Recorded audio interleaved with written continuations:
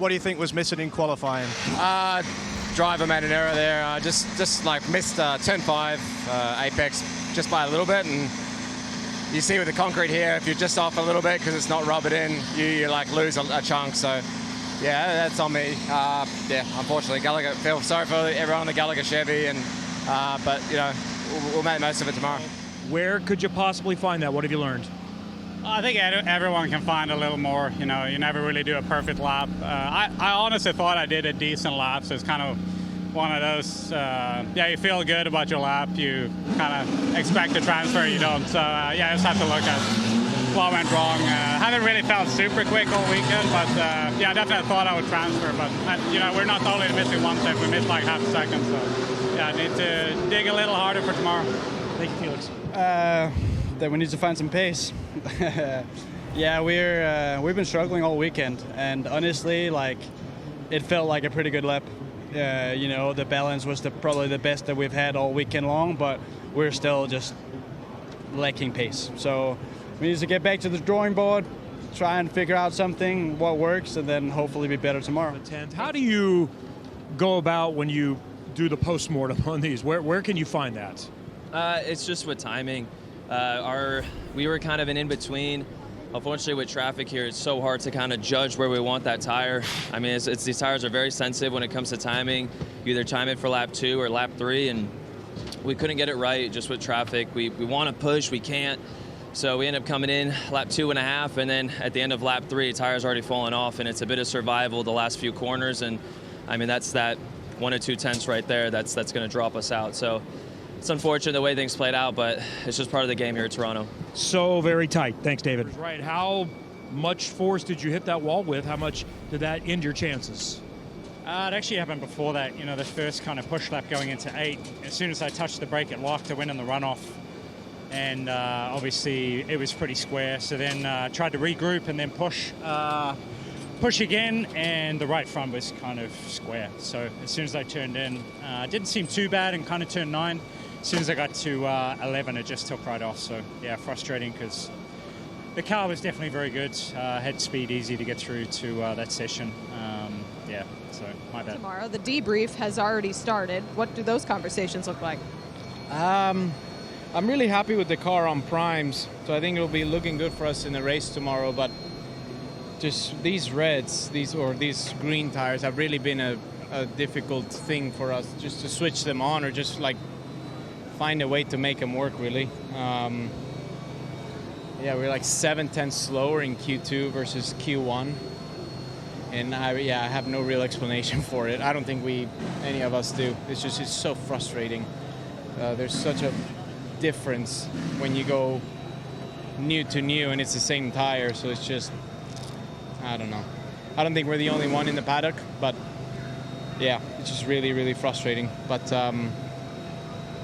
I think I have the strongest car that I've had here, at least for the race tomorrow. I feel definitely better than what we have in the past. So, yeah, we'll see what we can make happen from there. But it's going to be tough.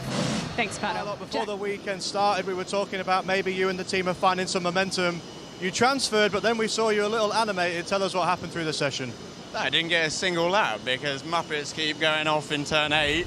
Rejoining them, blocking you, like, I didn't get a single lap. So it's frustrating. You've got guys going at 2 miles an hour on their out laps, just backing everyone up. I mean, we did a great job. We have a good car. Just, you know, when you're 2 seconds off because every lap you come through and there's a yellow in T8, I don't know, just not good. I hope you have a better day tomorrow. Well, it's P12. It's not too bad, but, you know, it's just like people block it. Yeah, whatever. I don't know. All right, well, best of luck tomorrow then. Kyle, you were the fastest driver in the first 2 parts of qualifying. Just talk us through what happened in Q3 there. We definitely just gave away a pole.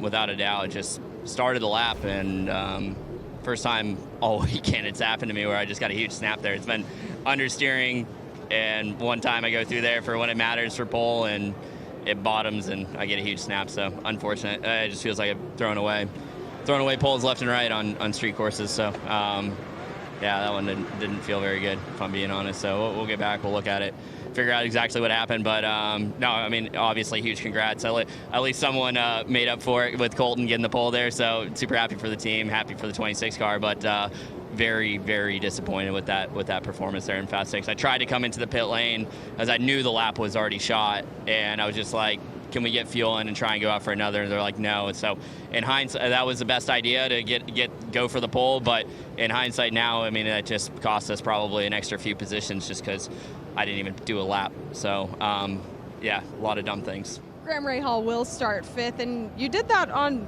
used tires. I mean, tell me about your run.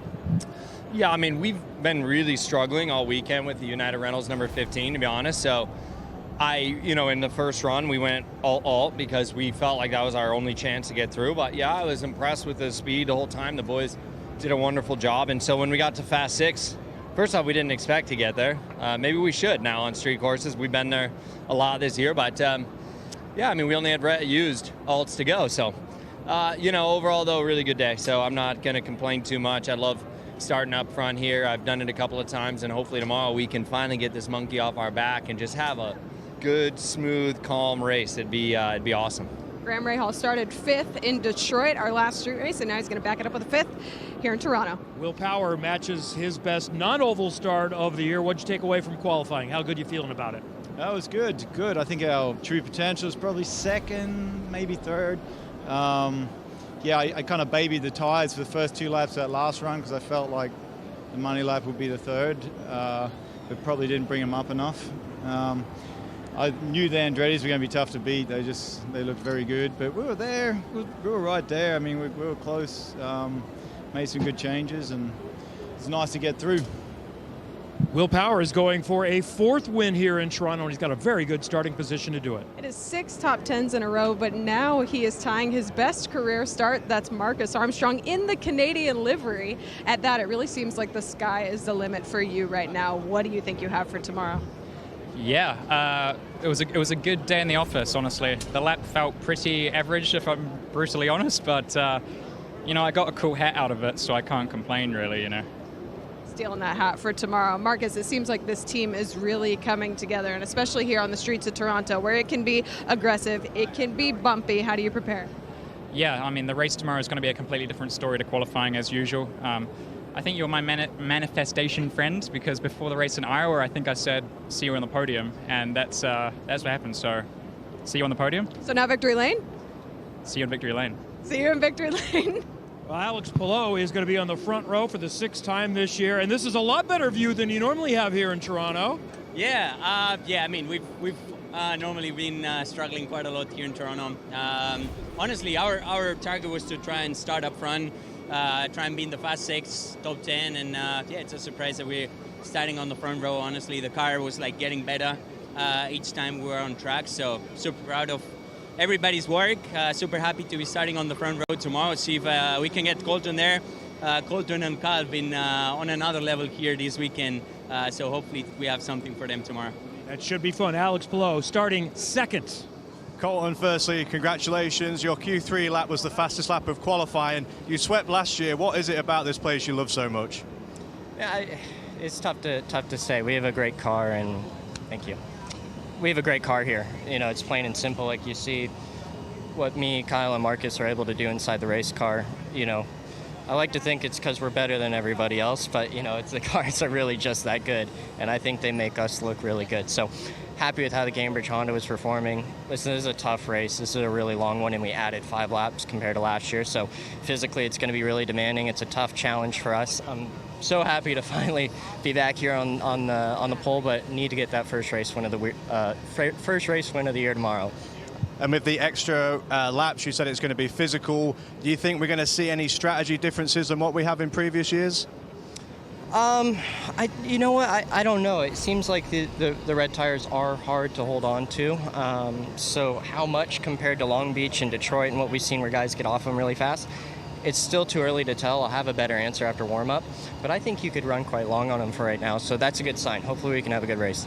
Congratulations, man. Colton Herta is your NTT Pole Award winner.